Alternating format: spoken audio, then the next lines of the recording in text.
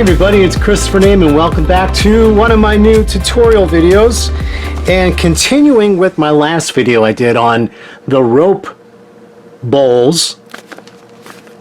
I wanted to tell you that I went out shopping again, and I went to the dollar store, and everything used to be $1 there. Now it's $1.25. So I don't know if you can call it a dollar store, but they're still calling it Dollar General, General Dollar, whatever it is, Family Dollar. But anyway, I found this rope here, and it's really interesting. This is made in China. It is made in China. It's a smaller version of the heavier ropes that you find at the big home improvement stores.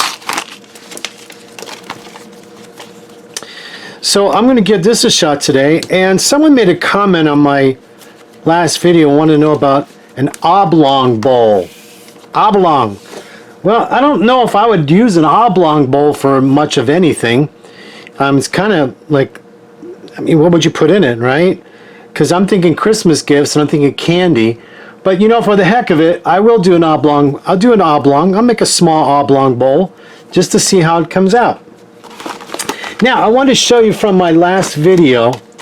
I'm going to do red today, by the way. I'm going to do red. And I wanted to also, again, tell you that I'm going to be using a size 18 leather needle. Size 18 leather needle. And then I'm going to be using red thread to match this. I've got some old Walmart thread, and I've got some Coats and Clark thread here. This is pretty new. What I wanted to tell you though is whenever you're using these kind of spools of thread, they have, the way they store their thread, they have little slits in them, right? So you want to make sure that you use your spool cap, and you're using a spool cap that's bigger than the spool of thread, so that thread can go up and around and not get caught in that slit on the side of that spool of thread. Because what happens is when that thread gets caught in that slit, it prevents the flow of the thread, holds it back, pulls on your needle, needle goes down, hits the throat plate, jams into the bobbin case, and you got burrs forever. So I've seen some, you know, I don't want to diss anybody, but I've seen some sewing machine store people doing videos and telling people they don't have to use spool caps. No. In fact, one of my viewers made a comment on my spool cap video, and she actually called the company, the sewing machine company, and they told her they suggest spool caps. So she said, "Oh, I guess you're right." Well, you know what? It's better to be safe than sorry. You know, I'm going to go back to sex, okay? It's better to wear a condom than catch an STD, right?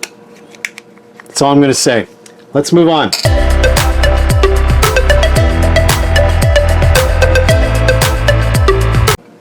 All right, welcome back everybody. Okay, now, because this rope is thinner, it will take longer to make the bowl. So you may want to think about making a smaller bowl, right? All right, so here's what I'm going to do. I'm going to start out with, now in the last video we started out making a little tiny circle, right?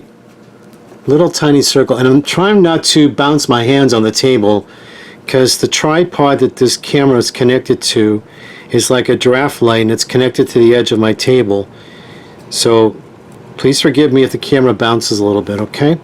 Because I'm at a different station, because I'm using my old Janome MC9000, because look, it has a magical knee lift. You see that?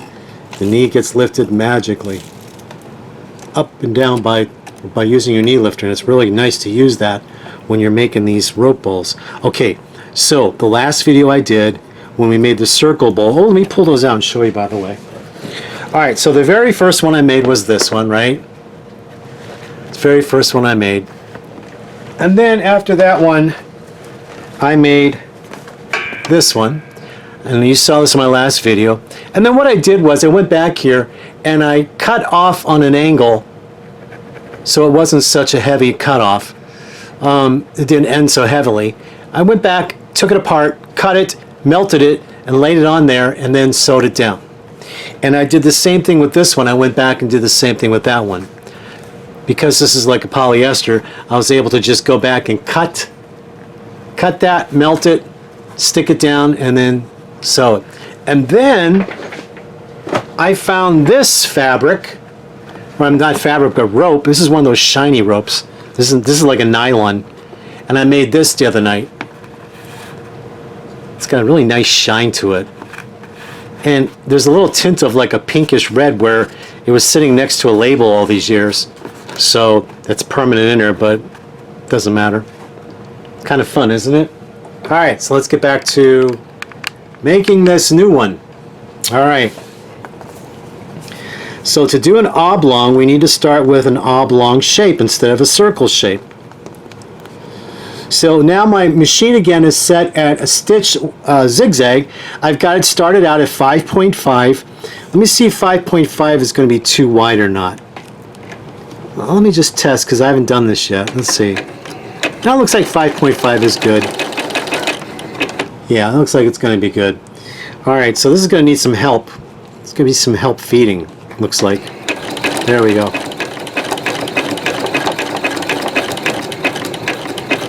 5.5. Stitch length is 2, by the way. Let me turn that around and go back.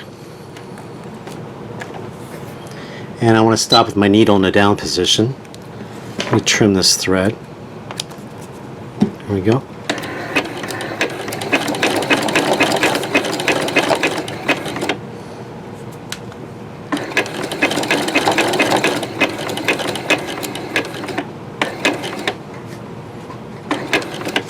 And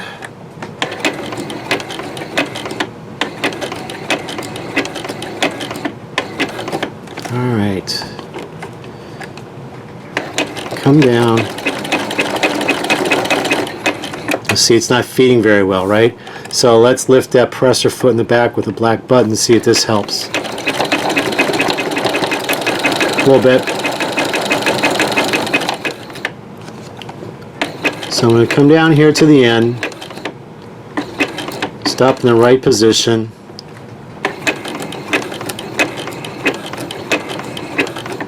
okay, come across,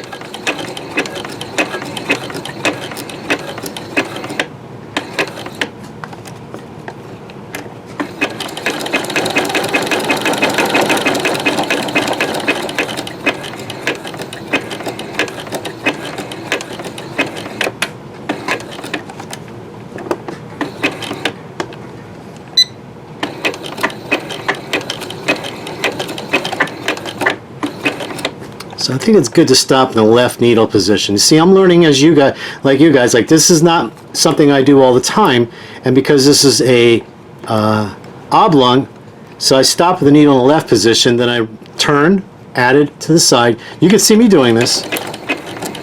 Watch me as I do it. There we go, stop in the left, come over.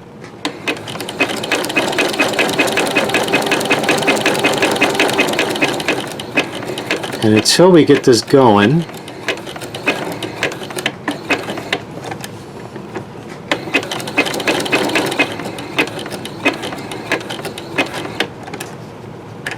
this is kind of fun, isn't it?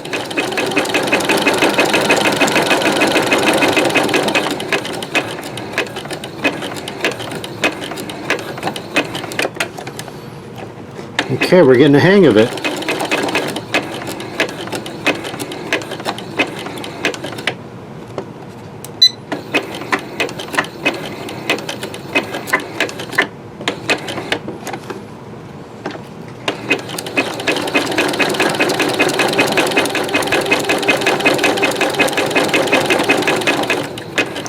I think as soon as this gets wide enough, I'll be able to start swinging it without having to stop all the time. But I love the knee lifter. For all of you that are looking to upgrade a machine, you want to spend a little bit more money, get a machine with a knee lifter. It really comes in handy. Now I've got top line machines where the foot automatically lifts when you stop. I still like using the knee lifter with it. I still like my knee lifter with it. And some brands don't have the knee lifter, so I avoid them because I love my knee lifter. I mean, there's nothing wrong with those brands. See, now it can go around the circle. See, now I can curve it because it's big enough to do so. I find nothing wrong with those brands. I just love to have the brand with a knee lifter. And I guess that's why I'm hooked on my my brother, my Baby Lock, and my Janome. Now Bernina, a little bit out of my price range. I never want to spend that kind of money, and I always felt that their technology was a little bit limiting compared to like Baby Lock. Janome is a little behind Baby Lock and Brother in technology, but I love the way it stitches. So you go with whatever brand makes you happy for what you're doing. Everyone has a favorite brand. I have an old Viking #1 that I absolutely love. It's a tank. It's a freaking tank, but there's no knee lifter. So I don't use it that often.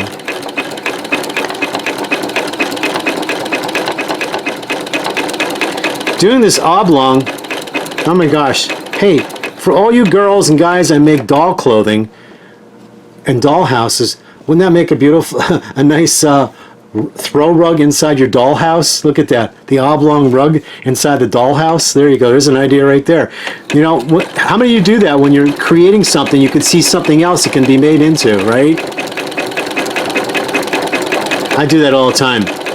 When I'm out shopping, like a lot of you were asking me, when you saw this, you're like, where do you get that rope? Where do you get that rope? Well, I know you girls ask me that. I never shop for power tools, because if you shop for power tools and screws and drills and hammers and saws, you'd know where to find this, right? So you all have to start shopping at different stores and open your creativity process. That's why you see these ladies on these groups saying, oh, I have a honeydew list for my husband, you know, or my husband built me this beautiful table. It's like, and then I turn PBS onto the home improvement shows, and they got pregnant women building with a hammer and nails. I'm like, oh, but on the sewing groups, you got the women saying their husbands doing everything for them, but PBS is showing pregnant women building things. So it's like, there's two different worlds there, right?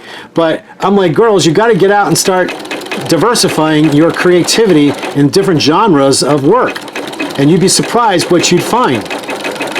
And I guess that's an advantage I have, being a guy that sews, because I'm always at the home improvement stores, and I'm always at the fabric stores, and I always go to Dollar General to see what they got there.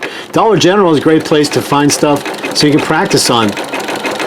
And with today's economy, you know, after COVID, during COVID, see, in America, they were supposed to bring back manufacturing, right? They were supposed to bring back living wage manufacturing jobs, but they never did. And then when COVID happened, we were a sitting duck, because all the supplies that were supposed to come in from overseas were not coming in, because all these other countries were closed for COVID, okay? And no shipping was coming in. And America had proven that we were not independent anymore. We were codependent. And we weren't self-sufficient anymore, because we didn't have the manufacturing facilities to make things when the world closed down. Now, if there's going to be a World War III, we're kind of stuck, aren't we? We're kind of stuck. So there's a big lesson learned there, and then the prices went up on everything. Now imagine if we manufactured everything ourselves in America, we wouldn't have been stuck in that position, right? Anyway, even the dollar store, like I said, everything's $1.25 now. So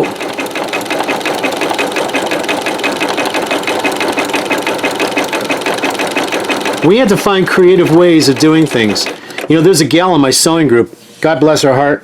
She went to a thrift store and she found fabric because she wanted to make a backpack. And she found some really nice fabric, really inexpensive, cheaper than she could get at the fabric store. And she bought it and made a beautiful backpack. And she said, now that I know that I can make this, I'll probably maybe buy some better fabric. But the fabric she used was great for what she was making for the first time. So you've got to think creatively, and you've got to think, okay, practice. I need practice stuff, right? This $1.25 bolt of this really tiny rope would be a great practice piece for if you want to try this for the first time, or if you're a beginner. All right, so we're going to be coming up here pretty soon where I'm going to start curving it. Now, one thing I want to tell you is, depending upon how wide you make this, is going to be how your sides go. So if it's a narrow bottom and you start curving it, the side's going to curve out kind of like the petal of a flower.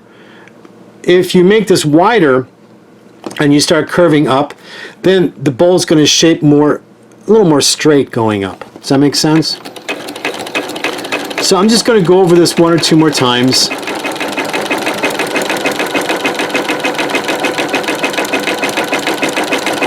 I'm trying not to shake my camera, I'm sorry. I think if I do another video again, I'm going to have to go to a different station, use one of my other machines so I don't get any vibrating. But I love using this machine for these rope bowls. I love this machine for these rope bowls.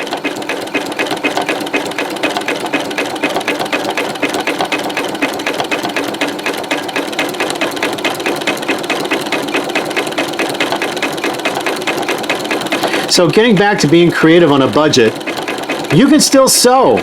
You can still find things. You just have to be open-minded and look in different places you normally wouldn't look.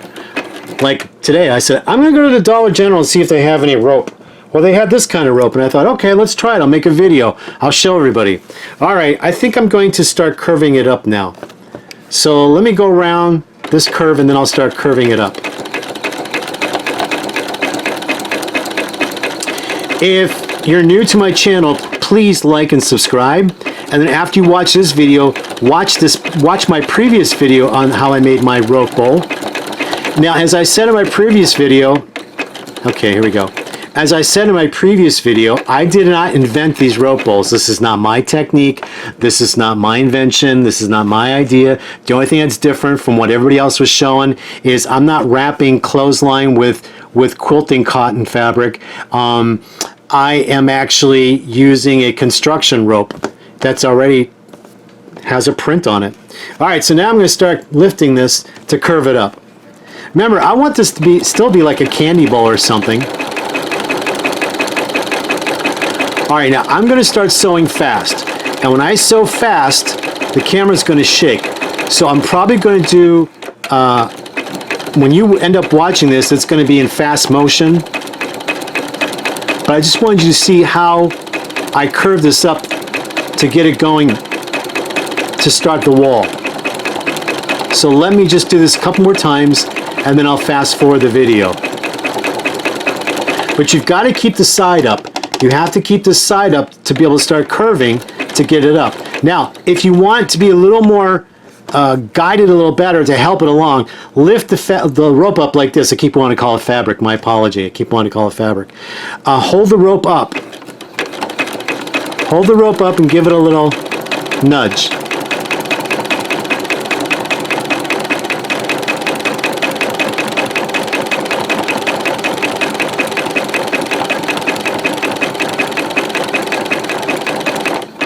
And then stop every so often and pull your rope up.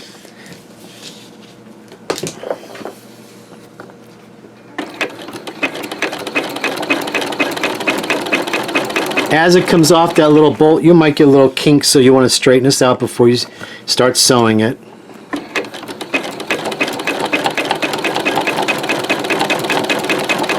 Now, as soon as we start seeing the wall going up, then I'll start sewing really fast.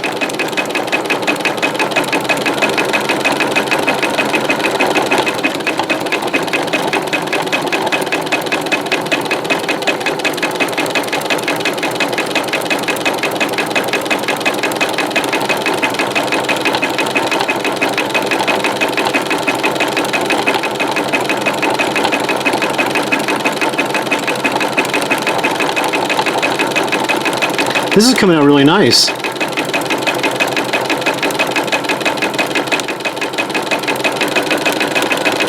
I'm really liking this.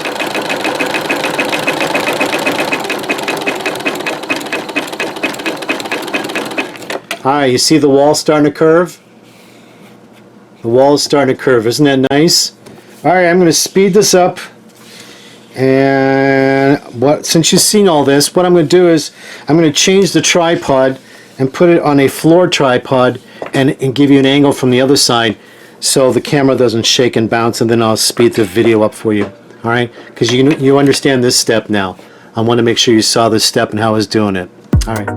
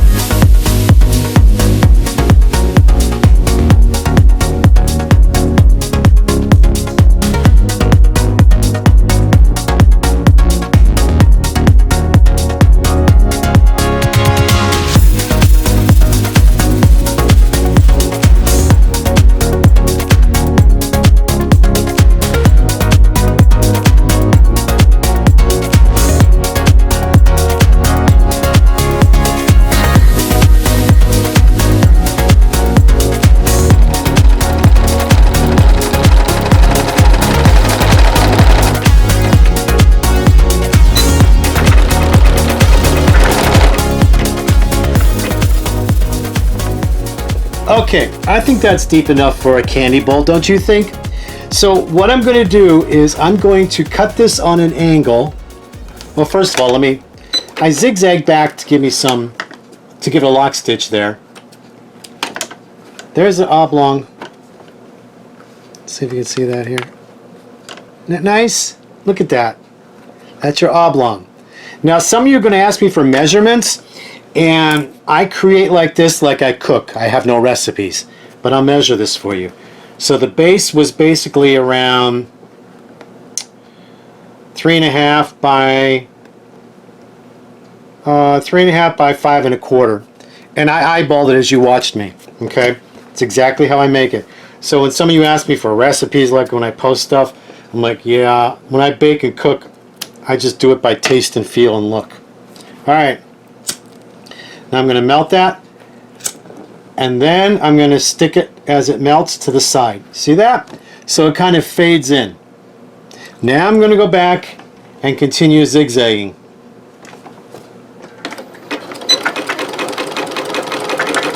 Now this is something I didn't show you in the last video about melting it so it fades down. I had said to you there are many, many different ways to finish off the end of the rope. Some people like to do fancy swirls and stuff, and this, I like this. This is just enough.